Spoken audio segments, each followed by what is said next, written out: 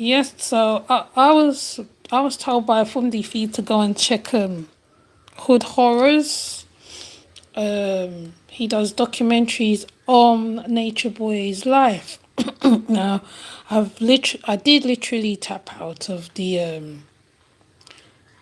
Nature Boy carbonation thing. You know, I kind of be in, but then I don't stay in for long when there's updates on the Hood Horrors. There's a lot of information and timelines that filled in a lot of gaps for people who miss stuff and stuff, because sometimes people could come into things in the middle, in the end, in the beginning. So Hood Horrors actually fills in from the beginning to the downfall of Nature Boy, the things he said, the things he did, how he did them, how he abused his followers. It also highlights a lot of how he dealt with his son, particularly. Let me see how this sounding, okay? Let me see how it's sounding, because I know sometimes it don't be sounding good on the other end.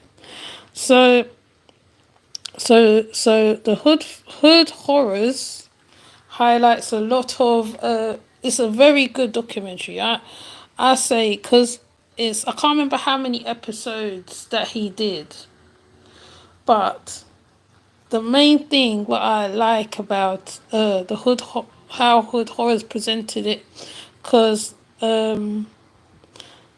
he's a little like, I would say, like his lordship. They put their own spin on the information, so that you can literally find out the life and times of Nature Boy. Um, what I liked about it is because you can see the research done as well. I joined into the carbonation sector later on because I was a viewer and I used to go to all the other commentators' conversations about Nature Boy. So some parts when he talked, I remember certain parts.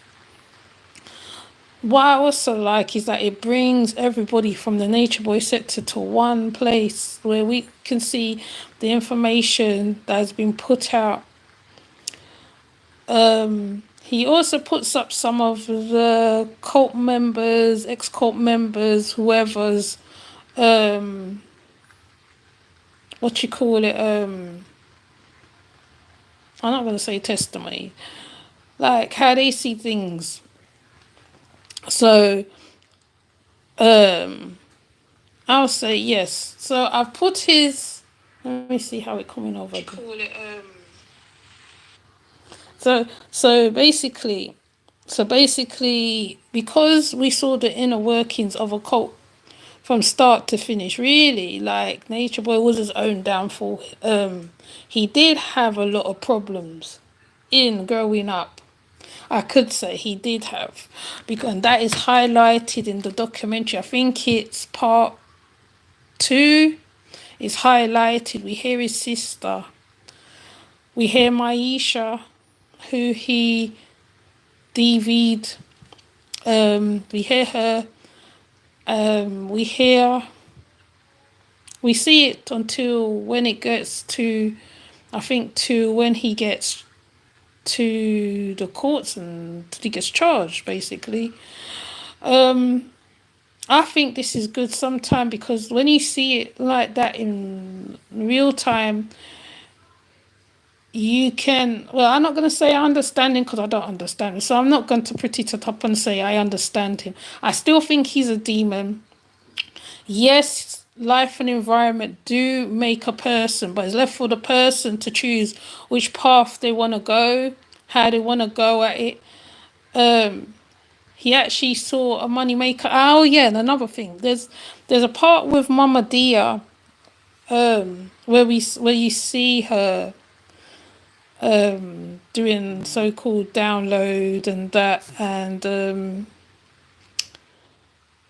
it's like you can really see that she was very sick. There's a part where she closes her eyes very slowly, may she rest in perfect power, because I believe that how sooner or later, when something comes out about how she passed, if ever, if it does come to light, it'll be something good. But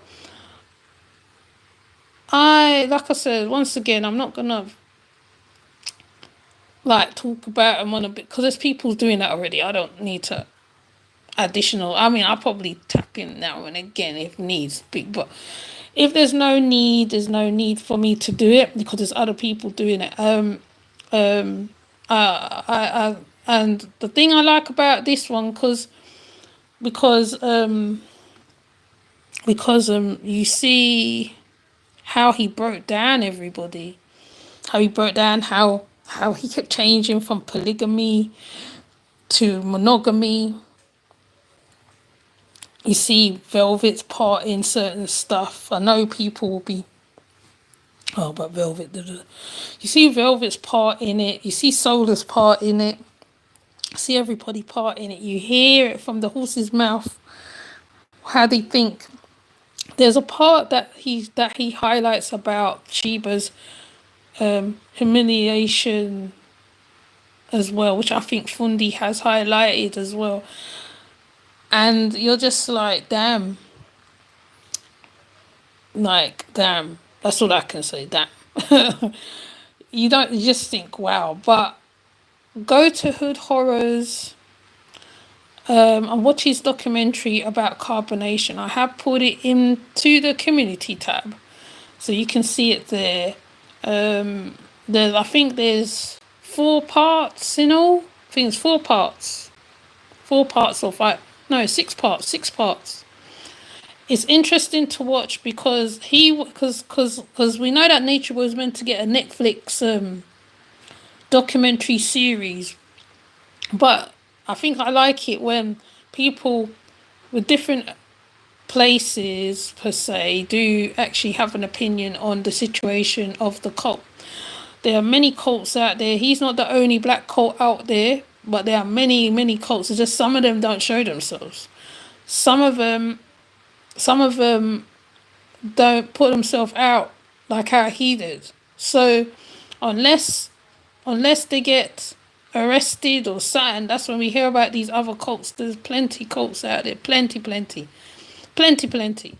But he's just a very unique one because he was online. You know, like I said, he was just very unique. So please go to Hood Horrors channel and go and take a look at the documentary. It's very interesting. I will say. You do see a timeline. If you've been watching from before and you've tapped out and you've had enough and you tapped out, you can just go watch it. You don't even have to watch all of it all at once. Some people will binge watch it, some won't. Just you can watch it at your whenever.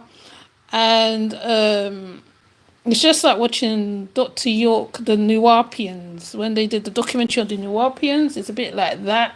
And it's more in depth and you get a wider look into the certain stuff. So I will try and put his handle into this video so you can go to see for yourself.